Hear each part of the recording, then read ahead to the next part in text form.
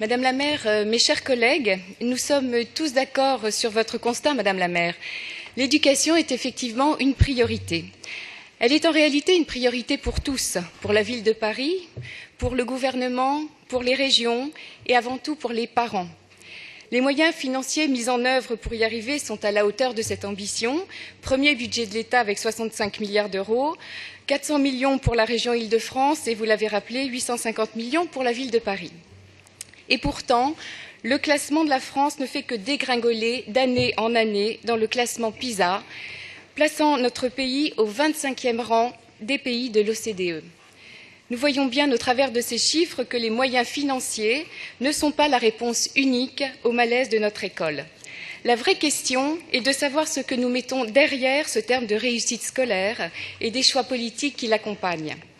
Alors à Paris, même si cette rentrée 2016 a une saveur particulière dans un climat de haute surveillance, les choses se sont bien passées pour les 200 000 jeunes parisiens qui ont rejoint leur école ou leur collège, et c'est tant mieux. Un bémol tout de même concernant la fermeture nette de 47 classes, alors que le solde s'élevait l'année dernière à 35 classes. En effet, si la baisse des effectifs est un constat indéniable, qui soulève d'ailleurs la question de l'attractivité des familles à Paris, notre groupe regrette et s'inquiète que certaines de ces fermetures interviennent dans le cadre des quartiers politiques de la ville qui concentrent les difficultés sociales et scolaires. Le seul critère démographique apparaît totalement inadapté à ces territoires qui méritent plus que les autres attention et qualité. Cette rentrée, en revanche, s'est moins bien passé pour les professeurs qui se sont mis en grève dès le 8 septembre contre la réforme des collèges, une réforme mise en œuvre malgré l'hostilité des enseignants, des professionnels de l'éducation et de nombreux intellectuels sur le contenu de ces nouveaux programmes. Concernant votre communication, Madame la maire, nous sommes au groupe UDI Modem perplexes.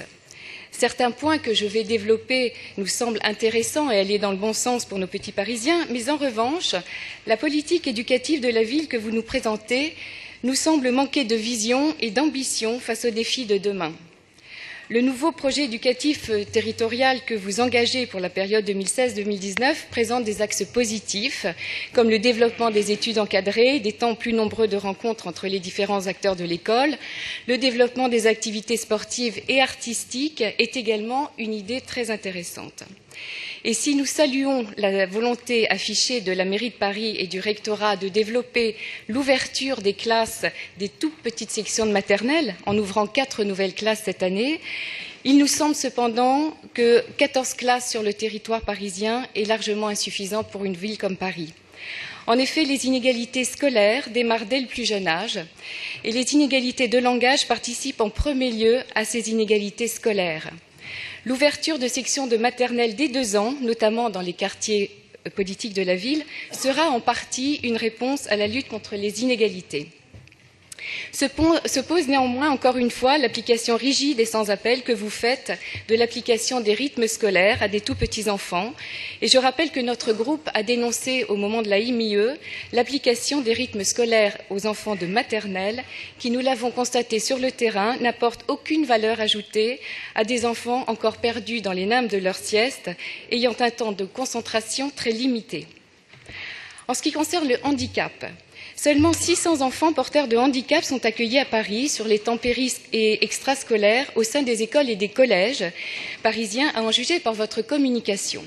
Or, ce chiffre est en contradiction avec ceux de la MIE qui spécifiaient que ce sont 1800 enfants en situation de handicap qui étaient inscrits à la pause méridienne, 1500 aux ateliers périscolaires et 700 le mercredi après-midi. Alors, quelle est donc la réalité du terrain, madame ? Comment déployer une politique inclusive si l'on ignore à quel public elle s'adresse ?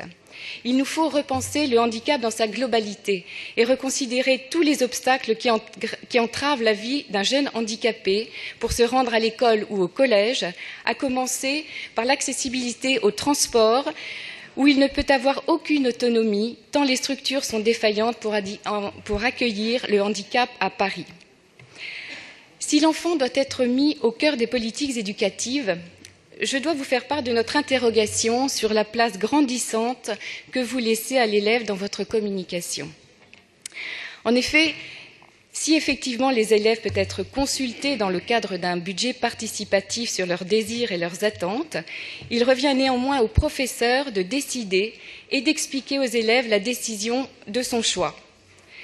À force de faire de l'élève un élève roi, on enlève le savoir et la transmission au professeur, et dès que le maître perd son savoir, il redevient un simple quidam.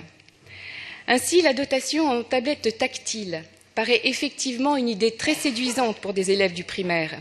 Or, une étude PISA de septembre 2015 a démontré que l'équipement numérique, s'il est nécessaire, n'est pas la solution miracle à l'échec scolaire. Mieux encore, cette étude explique que les résultats scolaires sont les meilleurs dans les pays qui font un usage modéré de l'informatique en classe. Nous ne le répéterons jamais assez, madame, c'est l'apprentissage des fondamentaux, lire, écrire, compter, qu'il faut davantage insister pour réduire l'échec scolaire et les inégalités qui l'accompagnent. Lorsque ce socle est solide, alors le numérique prend toute sa force dans la recherche et la compréhension d'informations. Sinon, il reste un outil stérile, réduit à la simple fonctionnalité de collecte d'informations. Je disais en introduction que cette communication manquait d'ambition et de vision, madame, par rapport aux défis de demain et aux grands projets d'actualité de notre pays. Alors que la France est la triste championne des inégalités scolaires, rien ne figure à ce sujet dans la présentation de votre politique éducative pour Paris, capitale de la France, qui devrait être moteur sur la question.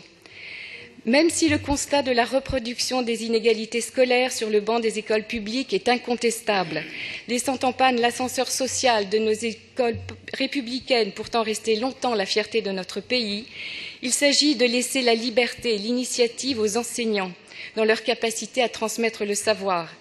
Ce n'est pas un logiciel informatique qui pourra remplacer une patte humaine qui traitera avec intelligence la meilleure répartition sociale des enfants. L'enseignement privé ne doit pas être non plus le bouc émissaire de ce débat.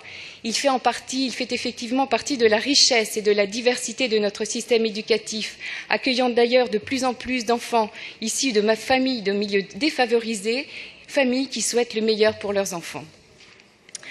Enfin, face au climat de haute tension dans lequel notre pays est plongé, nous nous inquiétons de l'absence totale de politique de prévention, de radicalisation dans les collèges à Paris. En effet, la triste actualité nous prouve que ce sont des jeunes, de plus en plus jeunes, qui décident de perpétrer des actes terroristes. En témoignent les arrestations des 3 adolescents de 15 ans à Paris et en région parisienne. Nous en avons pris à la région toute la mesure en proposant à tous les lycéens des interventions de grands témoins qui ont souffert directement dans leur chair du terrorisme.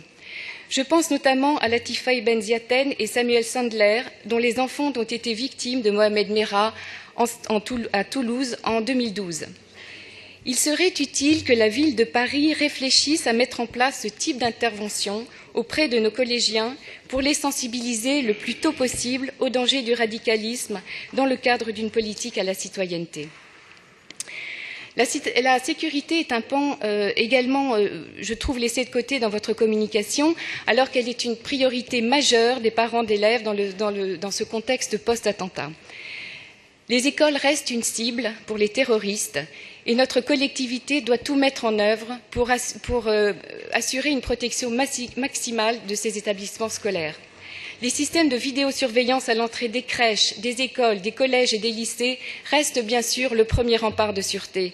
Il faut que chaque établissement en soit équipé. De plus, chaque acteur du monde éducatif doit se sentir concerné et connaître son rôle exactement en cas d'attaque terroriste. Et le vœu que nous déposons sur les points écoles va dans ce sens. Vous rappelez la mise à jour des PPMS dans les écoles, mais là encore, les choses ne paraissent pas si simples dans la pratique. Les directeurs d'école sont confrontés à des questions auxquelles ils ne sont pas encore en mesure de répondre. Tout simplement, par exemple, qui doit contacter les parents en cas de confinement des élèves? De quelle manière et avec quels mots sans affoler les parents? C'est dans les détails que se cache le diable et il convient, en concertation avec le rectorat, de donner une feuille de route très précise aux directeurs en cas de PPMS. Je ne reviendrai pas sur la réforme de la restauration scolaire que vous évoquez en fin de communication, ni de la manière autoritaire dont vous avez fait preuve. Il vous reste 20 secondes. Hein. Oui, madame, ce sera fait. Mais en guise de conclusion, notre groupe UDI Modem souhaite que la ville de Paris prenne toute la mesure des nouveaux enjeux de la politique éducative qui ne figurent que trop faiblement dans votre communication. Et c'est tenu. Merci, madame.